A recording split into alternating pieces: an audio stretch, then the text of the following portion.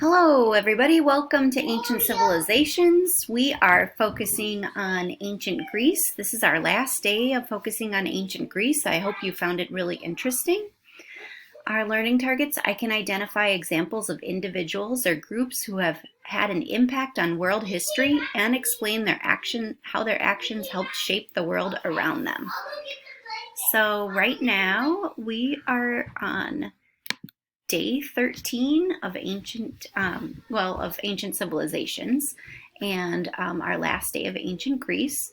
You're going to go to Nearpod and you're going to type in the code here and learn more about ancient Greece on Nearpod explorations. So I think you'll find that really interesting. If you'd like to take notes on it, that would be a great idea. You could use a piece of paper. I also really recommend that you write this code down on a piece of paper for when you go to Nearpod and type it in, so then you don't have to come back to the video to find out what the Nearpod code is. Okay, I hope you have a lot of fun exploring ancient Greece, and it's very fascinating. So enjoy.